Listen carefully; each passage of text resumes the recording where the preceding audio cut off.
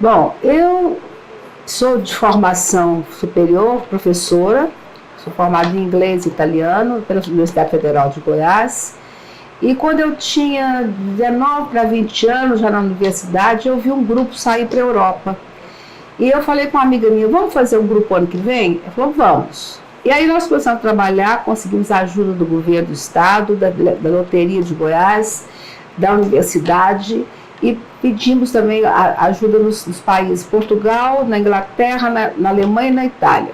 E lá nós ficamos 4 meses. Nesse meio tempo eu tive muito contato com a Varig e com a Costa Cruzeiro, hoje Costa Cruzeiro, antigamente era a Linha C. E quando eu voltei, a Varig me convidou para trabalhar com eles. E eu disse, eu não posso, estou fazendo faculdade, eu tenho 1 ano e meio para terminar, e eu dou aulas também à tarde. Não, você pode fazer grupos. Aí eu comecei, nós chegamos em outubro, quando foi em janeiro eu já saí com o primeiro grupo, que era um grupo de inglês no IASG, em Miami. E o professor levou. E aí um dia eu deitada na minha cama, solteira, falei assim, se eu ganhei assim com um grupo, se eu fizer 2 vai ser melhor, se fizer 3, e daí surgiu a ideia do turismo. E eu acabei deixando totalmente o magistério e passei para o turismo. E, primeiramente, mudei para Brasília, isso foi em Goiânia. Mudei para Brasília e aqui eu fiz primeiro uma parceria com uma agência que hoje não existe mais. Depois, eu comecei a pensar na MS Turismo. Eu já estava fechando negócio com o Hotel Nacional, onde era o centro de turismo em Brasília, no começo de Brasília. E quando eu estava já fechando com a Rede Orça na época, que hoje não são donos dos hotéis deles, né? Veio uma lei do governo do depósito compulsório. Quer dizer, qualquer pessoa para viajar para o exterior teria que deixar $2.000 no banco durante 2 anos. Isso acabou quase com o turismo. Várias empresas fecharam, foi um grande problema no nosso setor. Mas eu realmente, em vez de terminar de fechar o negócio com a Rede Orça, eu passei aqui na frente do centro de São Francisco, que estava recomeçando através do Banco Econômico. E com o ágio que eu daria lá ao Hotel Nacional, eu comprei 2 lojas aqui. Aí os meus colegas de profissão, o pessoal da companhia aérea, você ficou louca? Todo mundo está fechando. Eu falei, eu sei fazer 2 coisas na vida. Eu sei lecionar e sei trabalhar com turismo. Eu não quero mais lecionar, porque o turismo, eu estou hoje completamente voltada para ele. E aí o que aconteceu? Eu montei a MS aqui numa loja só, com medo do que ia acontecer, mas eu peguei todo das agências que fecharam, um destino muito próprio para criança e adolescente, e criei um destino Bariloche, em Buenos Aires. Em Buenos Aires tinha uma cidadezinha chamada Ciudad de los Niños, que tinha sido construída pela Evita Peron. E daí eu comecei. Nesse meu primeiro ano, eu já levei uma porção de gente para a Argentina, porque lá não precisava do depósito. Argentina, Chile e da Argentina, Uruguai, Paraguai, que não precisava de visto. E aí eu comecei, então eu fiz todos os 3 primeiros anos da MS, o nosso destino principal era Buenos Aires. As senhoras iam fazer compras, crianças iam esquiar, e foi um período, no segundo ano, a MS era a segunda maior empresa de Brasília.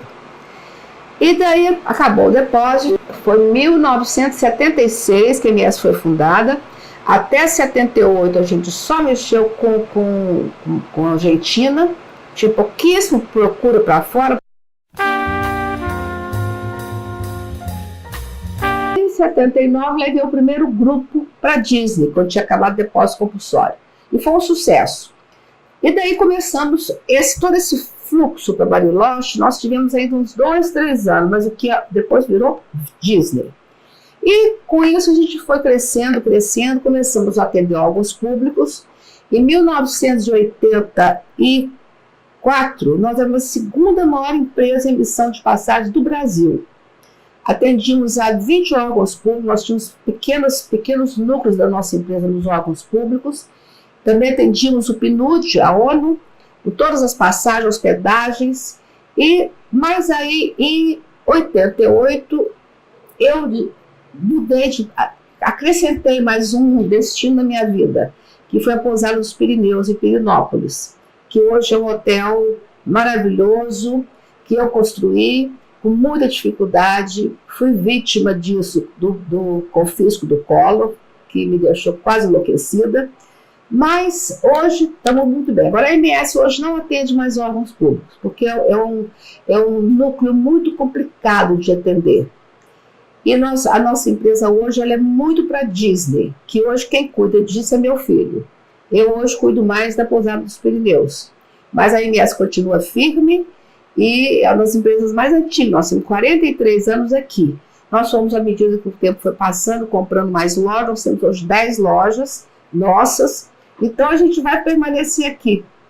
E o turismo é uma paixão muito grande da minha vida, mas a hotelaria ganhou agora.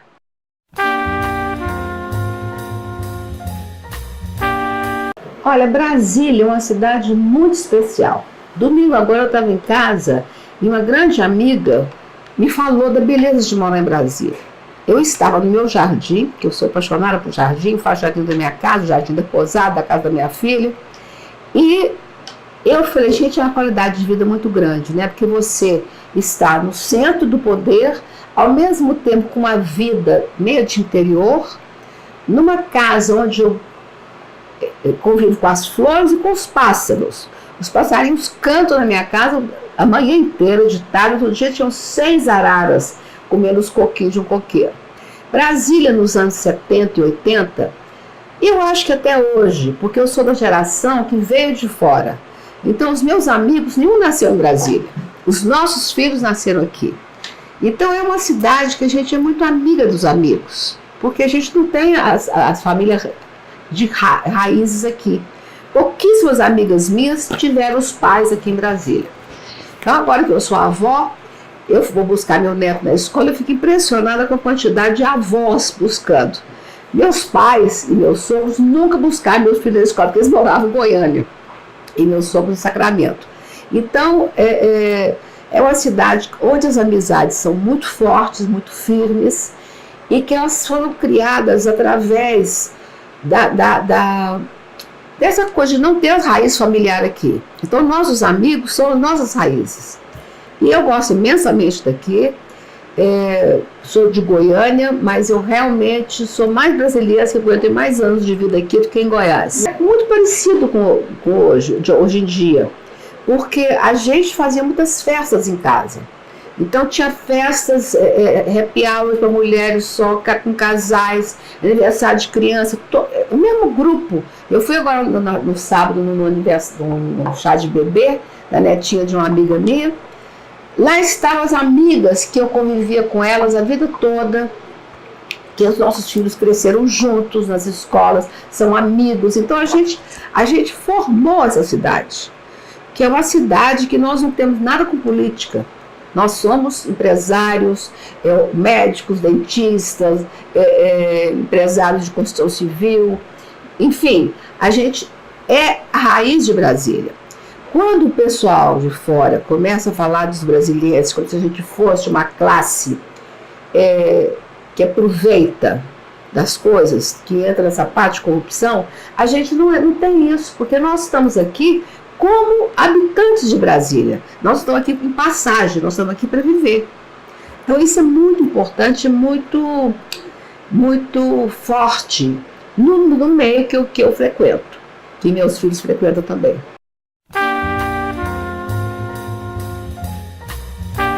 Três filhos e 2 enteados, mas só um meu filho que ficou. Ele é biólogo, formado pelo UNB, com louvor, mas que quis trabalhar comigo.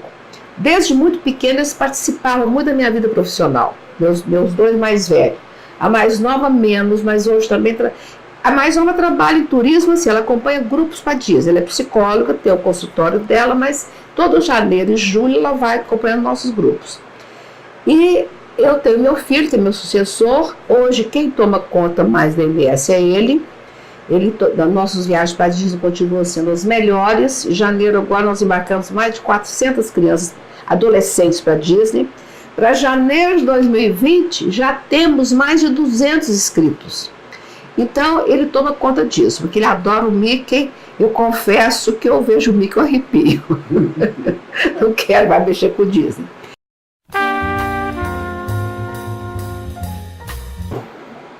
O turismo, depois da informática, ele ficou muito restrito a criança e adolescente, ou a terceira idade.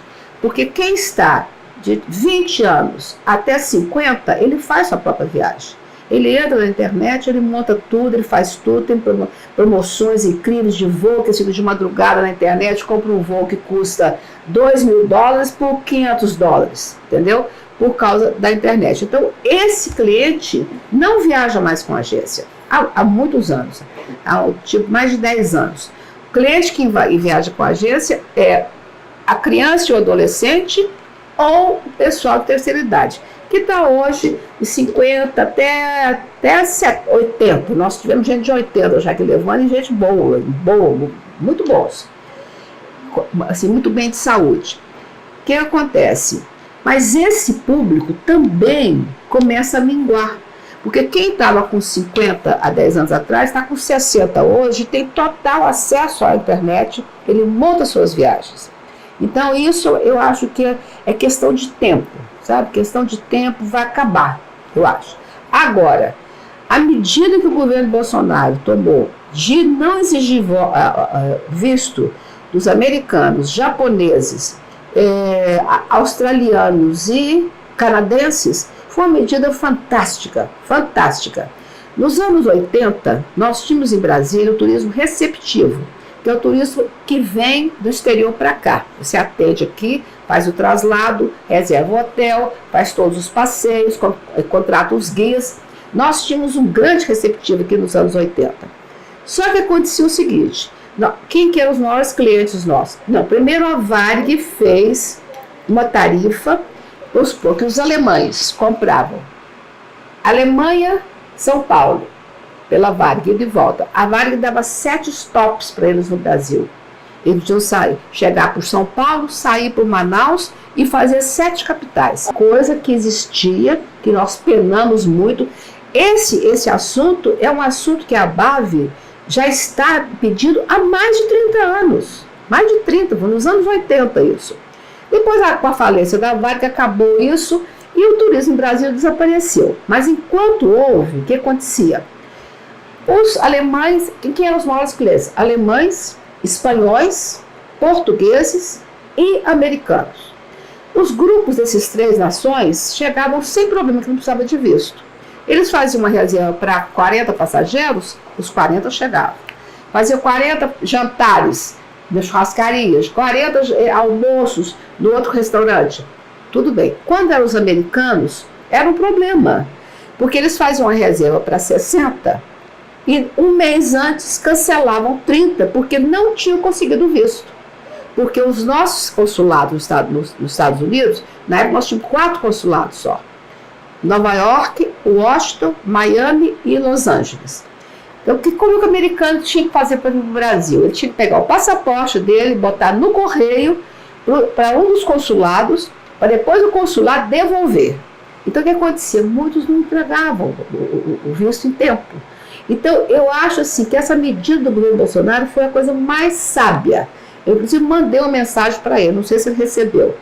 Se não recebeu, vai receber o vídeo. Pois é, foi uma medida fantástica, porque acho que nem eles têm ideia do que vai aumentar de turismo no Brasil.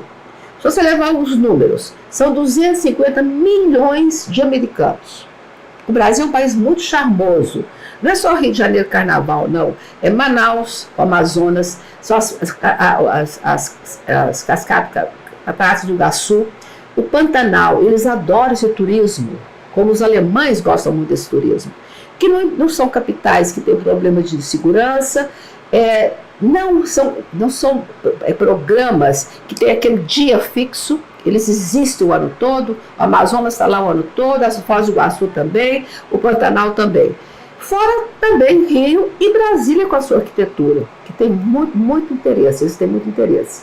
Então eu acho que essa medida que eu vi agora que não está totalmente regulamentado ainda, né? Tem brasileiro que acha que não, que é um absurdo, que o brasileiro não tinha que ter visto para lá. Se não for, o Brasil vai invadir os Estados Unidos, entendeu? Por toda a segurança que os Estados Unidos dá às pessoas. Então eu acho que foi uma grande medida, eu não tenho dúvida que vai aumentar muito o nosso turismo, principalmente com os americanos. São 250 milhões. Desses 250 milhões, pelo menos 80 milhões são aposentados. Que eles ganham, eles fazem aposentadoria privada, né, o plano privado, eles recebem muito bem, todos querem aposentar com 60 anos e viajam o mundo inteiro. Qualquer lugar do mundo que você vá, a grande quantidade de turistas sempre são americanos. E o Brasil não está perdendo com isso, porque esses países nenhum exige isso deles. Que é uma grande potência, a maior potência do mundo, né? Então, eu acho que foi uma medida maravilhosa. E isso é um assunto discutido com a ABAV dos anos 80 já.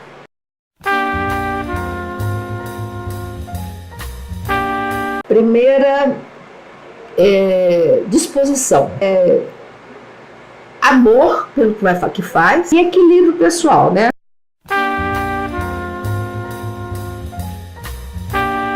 Olha, eu acho que a minha geração foi a que mais sofreu com crises. Essa crise agora é café pequeno. Do que a gente viveu passando por 5 mudanças de moeda, inflação de 80% ao mês, que você comprava uma coisa até meio-dia num preço, até às 4 horas, até às 7 outro preço. Então isso tudo, os atuais empresários não passaram. Agora eu estou achando assim que as pessoas estão desistindo muito rápido. Não pode desistir. Você tem que ter... Vai ter crise? Vai ter crise. Tem momentos difíceis? Tem momentos difíceis. Tudo na vida tem. Na sua vida pessoal, na sua vida profissional. Então, eu acho que tem que persistir. Persistir, porque o nosso país é um país muito grande, muito rico, que caminhou, não sei como, com que pernas, durante 14, 16 anos, nesse regime de corrupção, de roubo, e nós conseguimos andar. Então, eu acho que isso o brasileiro tem essa coragem, essa força interior.